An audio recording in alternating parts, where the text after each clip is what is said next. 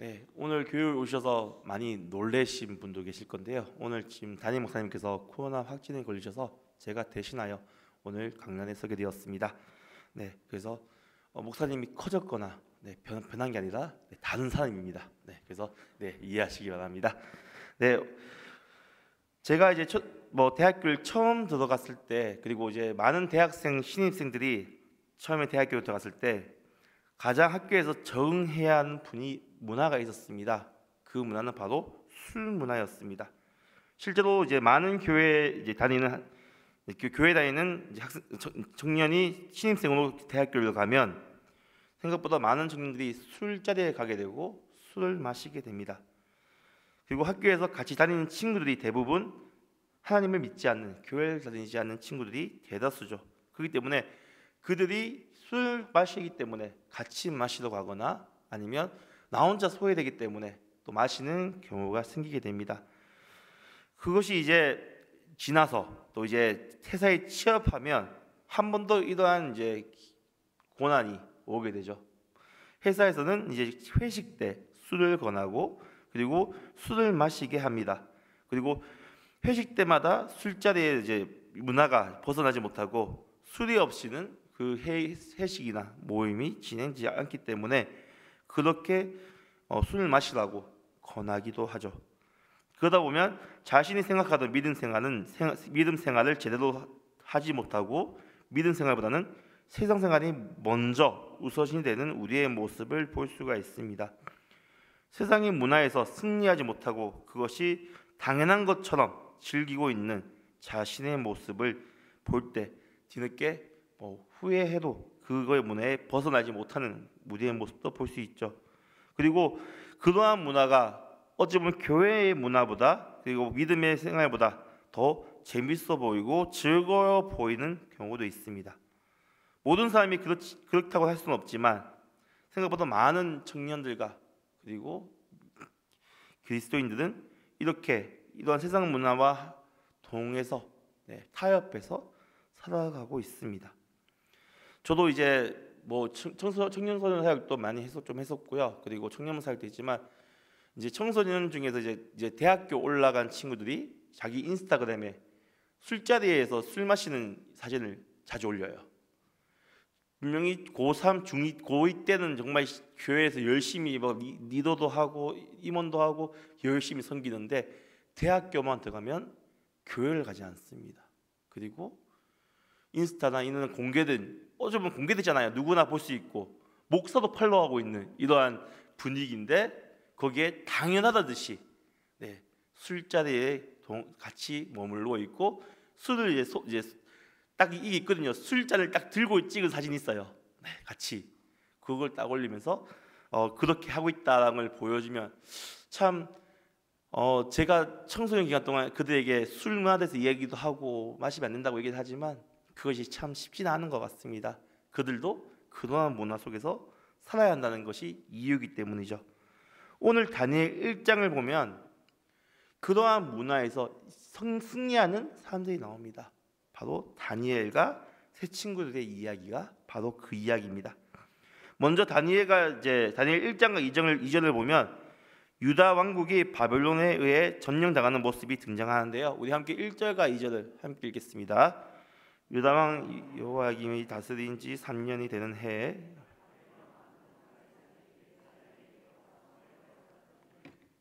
주께서 유다 왕 엘리야김과 하나님의 전 그릇 얼마를 그의 손에 넘기심에 그가 그것을 가지고 신할 땅 자기 신전에 가져다가 그 신의 보물 창고에 두었더라. 아멘. 바벨론 왕 느부갓네살은 유다를 쳐들어가서 점령을 합니다. 바벨론 제국과 그 황제 느부갓네살은 인간 나라의 최대 권력이었습니다. 이 시대에 이 바벨론 왕국은 점령 안 한 그 주변에 점령 안 한 왕국이 없을 정도로 그만큼 힘이 강했고 유다도 강한 왕국이었지만 즉 그들에게 점령당하게 되죠. 그래서 하나님의 종인 이스라엘 자손들을 자신들의 나라의 종으로 개조하려고 합니다. 그래서 그러한 시도들이 오늘 본문에서도 찾아볼 수가 있습니다. 첫 번째로 바벨론 제국의 황제가 자기를 섬길 종의 후보로 아무 흠도 없는 사람들을 골라서 뽑습니다. 4절을 함께 읽겠습니다. 곧 흠이 없고 용모가 아름다우며 모든 지혜를 통찰하며 잘 지식을 통달하며 학문에 익숙하여 왕궁에 설 만한 소년을 데려오게 하였고 그들에게 갈릴리아 사람의 학문과 언어를 가르치게 하였고 4절에 보면 흠이 없고라는 표현이 나옵니다. 이 흠이 없고라는 표현은 여호와를 예배하는 제물의 기준인과 예배자에게 여호와께서 요구하는 엄격한 자격이 생겼다는 표현이기도 합니다. 그리고 다니엘 3절을 보면 흠 없는 자의 대표가 이스라엘 자손 중에서 왕족과 귀족을 뜻하기도 한다는 것을 우리는 알 수 있습니다. 이들은 이스라엘 자손 중에서도 가장 지도력이 있고 그리고 이스라엘을 이끌고 갈 사람들을 중심으로 골랐다는 것이죠. 가장 리더십이 있는 자들의 자녀들 그리고 그들 중에서도 가장 똑똑하고 머리 좋은 자들을 뽑았습니다. 그리고 그들에게 무엇을 가르치죠? 갈대아 사람의 학문과 언어를 가르치기 시작합니다. 이들은 이스라엘 백성으로서 유다의 그 역사와 그리고 그들의 쓰는 언어와 그런 것들을 사용하고 있었는데 갑자기 새로운 왕국이 점령을 하고 이들에게 새로운 언어를 사용하게 만들죠. 어디서 많이 들어본 이야기지 않습니까? 네, 자, 또 계속 이어가서 하겠습니다. 자, 두 번째입니다. 느부갓네살 왕은 이스라엘 자손들에게 바벨론식 이름으로 개명시킵니다. 다니엘 1장 7절을 함께 읽겠습니다. 환관장이 그들의 이름을 고쳐 다니엘을 벨사살이라 하고 하나냐는 사드락이라 하고 미사엘은 메삭이라 하고 아사랴는 아벤느고라 하였더라. 아멘. 그렇지만 우리에게서의 이름은 너무나도 중요합니다. 이스라엘 백성에게도 이 이름은 너무나도 중요한 이름이었는데요. 다니엘, 하나냐, 미사엘, 아사랴 이 네 명의 이름의 뜻이 매우 중요합니다. 다니엘의 엘은 하나님이라는 뜻이거든요. 그래서 그 뜻은 하나님은 나의 재판장입니다라는 고백을 하는 것입니다.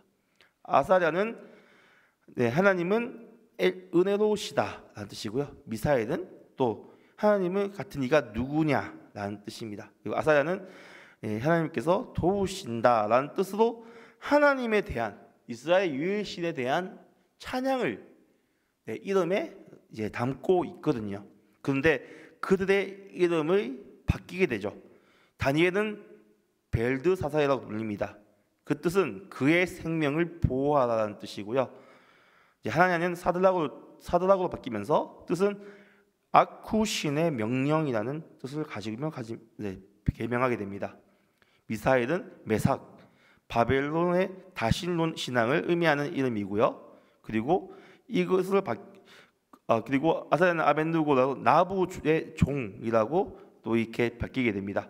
이렇게 바벨론 신에 대한 또 다양한 신에 대한 이름으로 또 그들의 관련된 이름으로 바뀌게 되면서 이스라엘 백성이 갖고 있는 신앙을 무너뜨리고 이 이름에 대한 이러한 중요한 포인트까지도 무너뜨리는 이러한 모습이 나옵니다.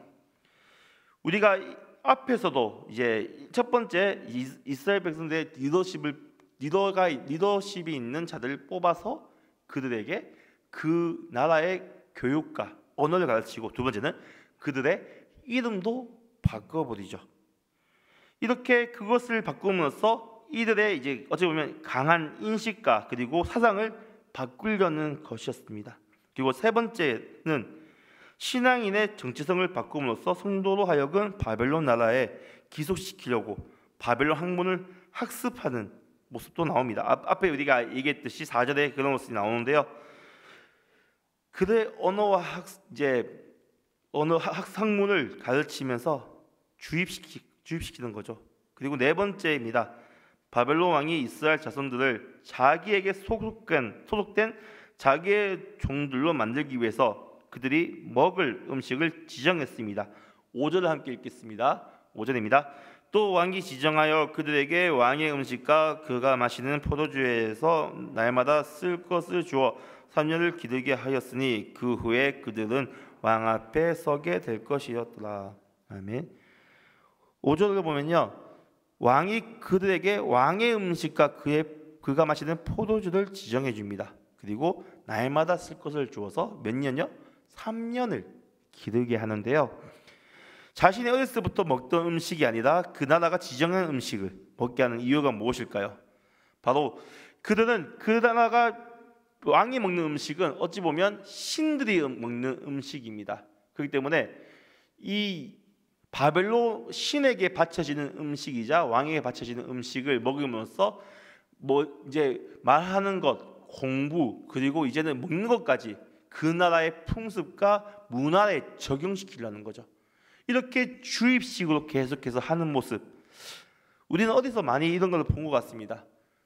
우리 한국 사람들도 어찌 보면 외국에 가서 이제 외국의 음식을 적응 못할 때가 있잖아요. 그리고 외국에 가서 한 며칠 지나면 한국 음식이 너무 그립고, 뭐 갑자기 뭐 육개장이 땡기고 뭐 된장찌개가 그립고 그럴 때가 있거든요. 김치찌개 땡기고 그럴 때 있습니다. 왜냐하면 특히 저도 이제 영국에 2년 동안 있었지만 저는 제가 직접 코리아마트 가서 이제 재료를 사서 요리를 했습니다.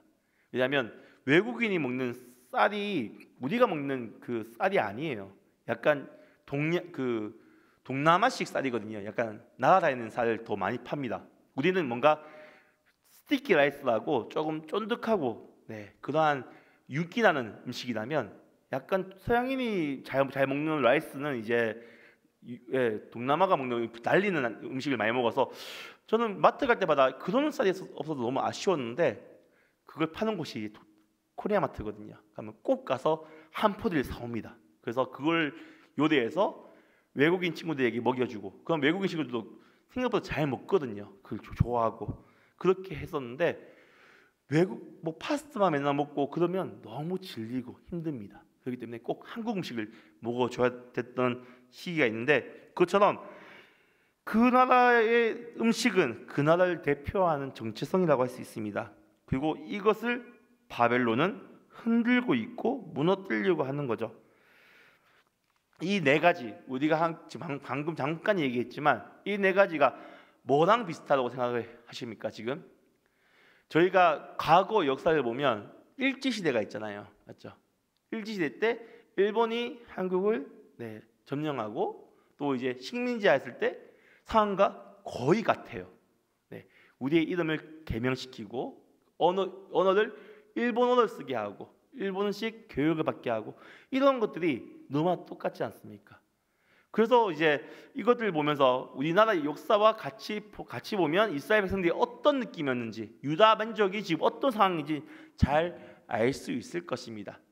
그리고 특히 이 대표하는 4명이 있지 않습니까? 이 4명을 가르치면서 이 4명이 어떻게 이러한 문화 속에서 이겨내고 그러한 걸 살아나가는지 우리가 오늘 말씀을 통해서도 우리 보면서 끝까지 그들의 문화와 민업을 지키는 이스라엘 백성들의 모습을 함께 좀 더 보도록 하겠습니다.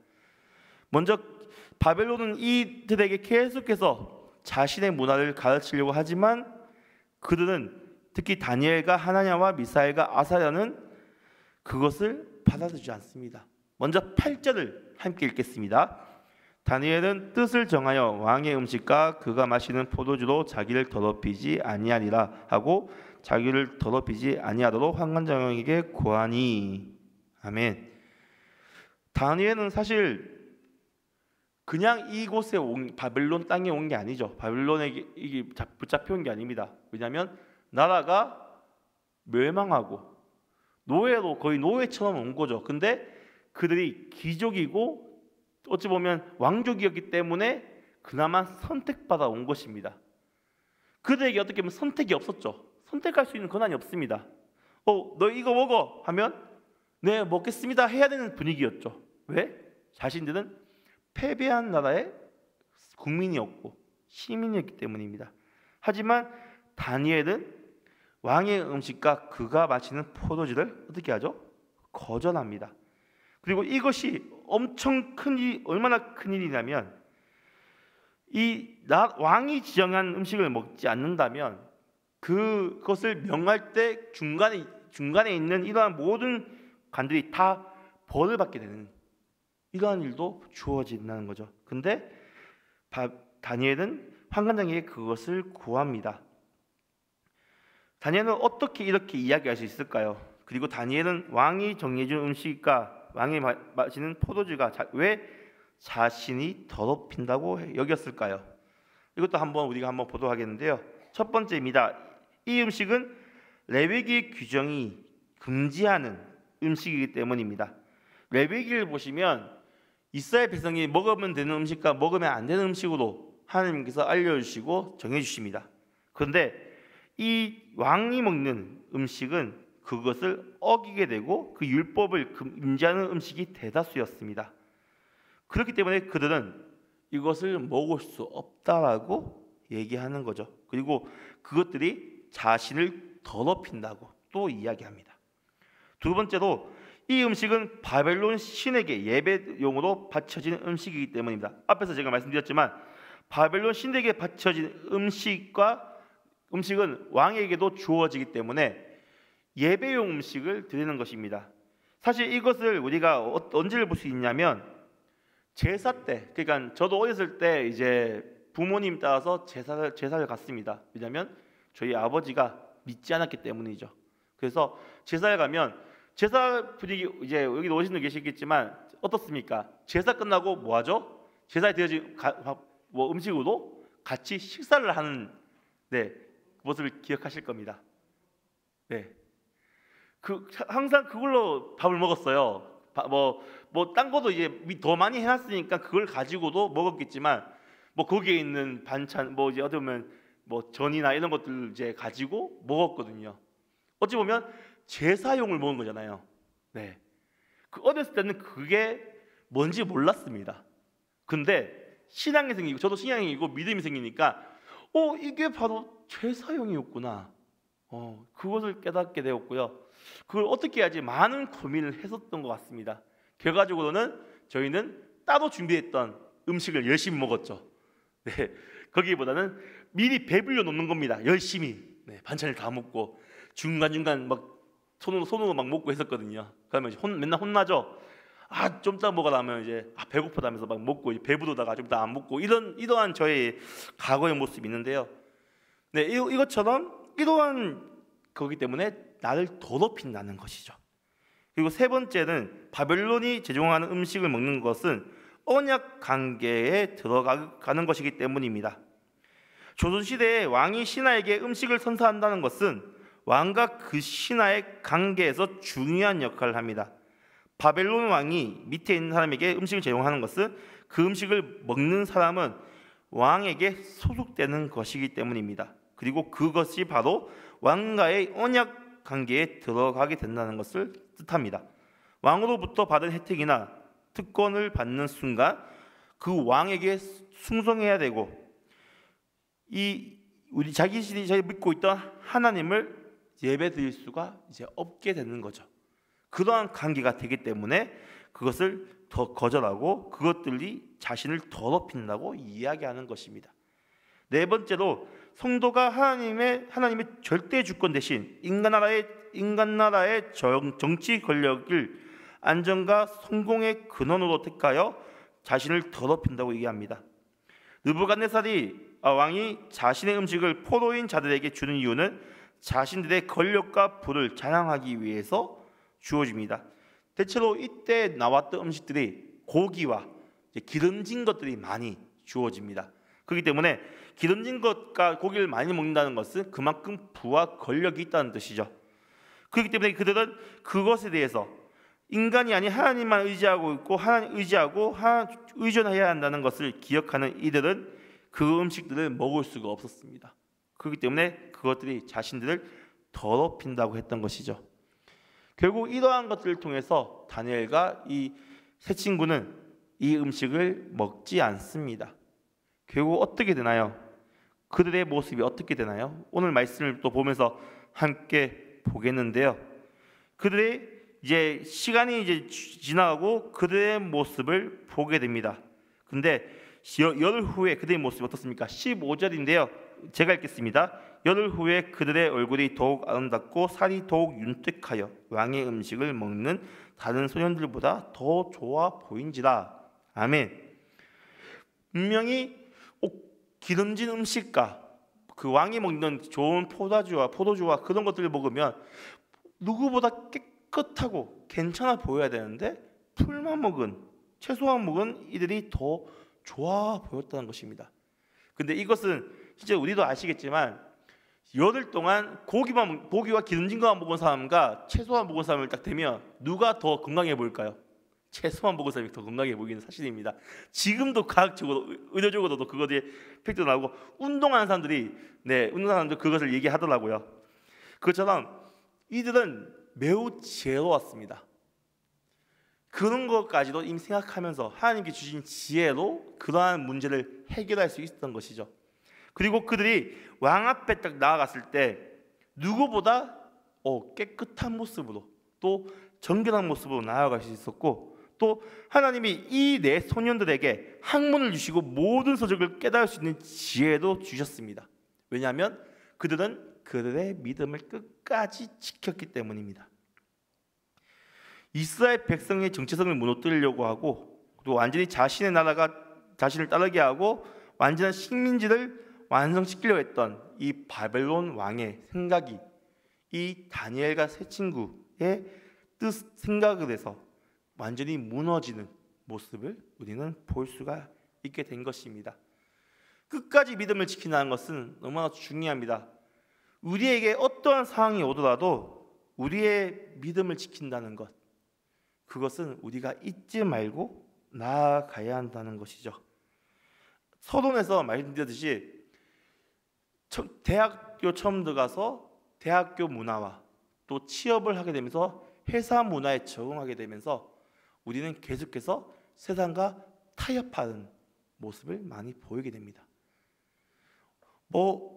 한 잔쯤이야 라는 생각으로 나아가게 된다면 그 한 잔이 두 잔이 되고 세 잔이 되고 한 병이 되고 계속 늘어나는 자신의 모습을 보게 된다는 것이죠. 그 외에도 이 우리의 세상에서 주어지는 이러한 상황 속에서 특히 코로나 기간 동안 예배에 대해서 많이 무너졌지 않습니까? 이제는 온라인으로 예배가 가능하기 때문에 오늘은 좀 몸이 안 좋으니까 예배를 온라인에서 드려야겠다, 집에 쉬어야지 하고 예배를 잘 드리는 사람도 있지만 어떤 분들은 말씀 듣다가 주무시더라고요. 왜? TV도 딱 틀어놓고 침대에 딱 소파에 딱 누워서 소파에 앉아서 딱 보다가 편한 의자와 편한 분위기와 따뜻한 온도와 모든 것이 완벽하잖아요. 사르르 눈이 감기거나. 왜? 자기 집에서 보니까 자기가 평소에 편하다는 곳에 있으니까 편한 거죠. 그러한 우리의 모습이 어찌 보면 이제는 당연하다는 것처럼 보여질 때도 있습니다. 우리는 어떠한 모습을 가져야 될까요? 어떠한 삶을 살아가야 될까요? 세상과 타협하는 모습? 세상이 주어지는 것에 당연하다는 것이 맞아, 지금은 이게 맞아 라면서 그것에 수긍하는 모습이 우리에게 있어야 될까요? 아니면 그러한 상황에서도 믿음을 가지고 끝까지 지켜나가며 주님의 말씀을 붙잡고 나아가야 될까요? 우리는 당연히 후자가 되어야 할 것입니다. 옛날 아까 일제시대를 얘기했는데요. 일제시대 때 끝까지 한국말을 지키려는 사람들도 있었습니다. 대한민국 말을 지키려고 신문을 만들고 끝까지 한국어 사전을 만들려는 사람들도 있었습니다. 그 이야기를 말모이라는 영화가 그 사람들의 모습을 보여주고 있었는데요. 그것처럼 우리는 어떠한 상황 속에서도 우리가 가진 믿음을 지켜야 합니다. 그리고 그 믿음을 끝까지 지키고 나아가야 됩니다. 그러려면 우리 삶 속에서 먼저 믿음을 계속해서 단련시키고 그리고 믿음 생활을 하려고 노력해야 됩니다. 말씀을 붙잡으십시오. 기도하십시오. 끝까지 주님의 말씀을 붙잡으려고 노력하십시오. 제가 매주 주일마다 그리고 수요일마다 저 앞에서 이제 금요일도 그렇고 본당 앞에서 이제 늘 인사하면서 이제 성도님들을 맞이하거든요. 그러면 힘든 몸을로도 계속해서 예배를 드리려고 오시는 성도님들이 계십니다. 그 모습 보면 제가 늘 마음이 따뜻하고 대단하다고 생각을 합니다. 나는 조금이라도 힘들면 좀 지금은 못 사고 못 쉬지만 어찌 보면 못 빠지지만 제가 청년이었을 때는 오늘 조금 어지럽다 하면 좀 쉬어야겠다 이런 생각이 들었거든요. 부끄러운 생각이지만 저도 평신도로서 이제 생활을 오래 했었기 때문에 당연하듯이 오늘 좀 너무 몸이 안 좋아요. 열나는 것 같아. 그럼 좀 쉬어야지. 그러면 이제 쉬었다가는 저녁에 어머니한테 엄청 혼납니다. 네, 뭐 하냐고 하면 아빠 좀 쉬었다 하면 나도 아픈데 지금 갔는다면서 이렇게 영상 혼나고 막 이러한 경우 있고 한 번씩 저희 어머니한테 대화하다 보면 최근에 몸이 안 빠서 새벽도 못 갔다 가면서 저한테 부끄럽다면서 이렇게 말씀하시거든요. 네, 당연히 힘들면 못 가는 경우도 있죠, 당연히. 하지만 어느 순간 타협하려는 모습이 있으면 그것을 우리가 내려놔야 됩니다. 정말 말씀을 붙잡으십시오. 그리고 주님 안에 굳건히 지키는 믿음을 끝까지 지키시는 성도님들 되시길 간절히 바라겠습니다. 주님께서 주신 그 복을 가지고 지키면 주어지는 복을 기대하며 살아가시는 성도님들 되시길 간절히 바라겠습니다. 네, 함께 찬양하겠습니다.